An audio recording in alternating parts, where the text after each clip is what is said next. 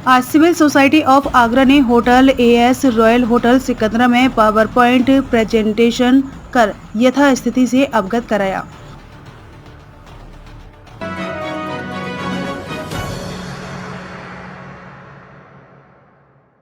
जल संकट से जूझते आगरा को राहत के लिए दीर्घकालिक एवं शीघ्रता के साथ हो सकने वाले कार्य करने को कदम उठाए जाना जरूरी है। इनमें से जो कार्य तेजी और जन सद्भावना के साथ जल संचय को दृष्टिगत किए जा सकते हैं, उनमें फतेहाबाद तहसील से यमुना तटीय गांव रेहौली में ओटंगन नदी पर बांध बनाया जाना भी है। उपरोक्त नया ना भी बनाया जाए, किंतु अब तक इसके बारे में कभी गंभीरता से सोचा नहीं गया। राजस्थान से उत्तर प्रदेश में प्रवेश करने वाली ओटंगन नदी दक्षिण पश्चिम छोर पर स्थित किरावली तहसील के सिरोली गांव से प्रवेश करती है और लगभग 100 किलोमीटर के प्रवाह के बाद रेहावली गांव में यमुना नदी में मिलती है। गांव में नदी के एक ओर जहां रेहावली गांव के खेत और आबादी है, वहीं दूसरी ओर बाह तहसील के पिनहाट विकासखंड का रीठे गांव है।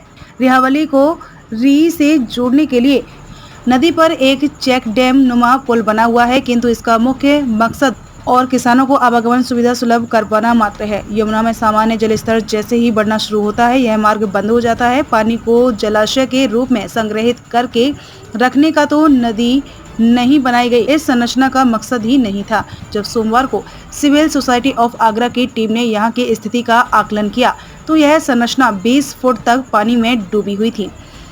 जब यमुना में पानी उतर जाएगा, परिणाम स्वरूप ओटंगन बैक मारना बंद कर देगी, तब रेहौली और रीठी के बीच इससे होकर आवागमन पुनः शुरू हो जाएगा। इस संरचना को पेढोरा पुल के नाम से भी जाना जाता है। यमुना और ओटंगन नदी के बेहद क्षेत्र के गांव इस थाने के क्षेत्र में आते हैं, जिसके लिए पुलिस प्रशासन में इसकी विशिष्ट पहचान है। बांध की जरूरत। सिविल सोसाइटी ऑफ आगरा का मानना है कि जिस स्थान पर यमुना नदी में ओटंगन नदी समाती है, उस तटीय स्थल से 200 मीटर बैक में सिंचाई विभाग के मानकों के अनुरूप भरपूर क्षमता का एक डैम बनाया जाए, जिसका मकसद ओटंगन नदी में यमुना के उफान से पहुंचे पानी को जलाशय के रूप में होल्ड करके रखना हो। दरअसल यमुना नदी के आगरा में लो फ्लड लेवल के पहुँचते ही ओटंगन रेहावली पर बैक मारने लगती है। रेहावली गाँव और अरनोठा पुल के बीच की दूरी लगभग 8 किलोमीटर है। यमुना में मानसून का उफान बने रहने तक ओटंगन नदी में अरनोठा रेलवे पुल तक पानी की भरपूरता रहती है।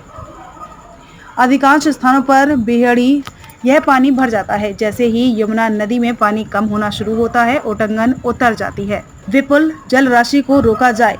सिविल सोसाइटी ऑफ आगरा का मानना है कि ओटंगन नदी में बैक मारने से पहुंचे पानी को पुनः यमुना में जाने से रोका जाए और डैम बनाकर इस साल भर जरूरतों के हिसाब से उपयोग में लाया जाए।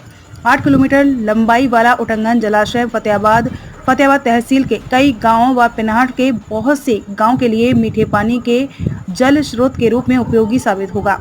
साल भर नदी में पानी की भरपूरता से बाह और फतेहाबाद तहसील के बहुत सारे गाँवों भूजल रिचार्ज को यह उपयोगी साबित होगा। ताकि सर्वविदित है कि बाह और फतेहाबाद तहसीलों के ब्लॉक अति दोहित श्रेणी के हैं।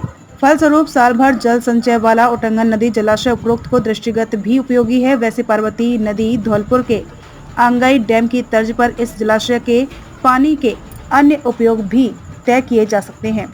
अन्य उपयोगों के अलावा प्रशासन के संज्ञान में यह भी लाना चाहेंगे कि ओटंगन नदी के इस जलाशय की फतेहाबाद रोड स्थित आगरा के होटल व कमर्शियल कॉम्प्लेक्स से दूरी लगभग 35 किलोमीटर ही है। आवश्यकता होने पर पाइपलाइन डालकर जलाशय के इस मीठे पानी को उपयोग जल संस्थान के तृतीय जोन में भी किया जाता है। पवित्र बटेश्वर के लिए भी उपयोगी। पवित्र बटेश्वर मंदिर और घाट रेहावली के लगभग 22 किलोमीटर डाउन में है। कार्तिक पूर्णिमा सहित शैव मतावलंबी साल में कई पर्व आयोजित होते हैं।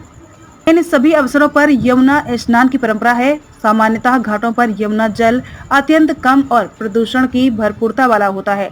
ओटंगन डैम अगर बन जाता है तो उसे डिस्चार्ज कर भोले बाबा के भक्तों की सेवा भी संभव है।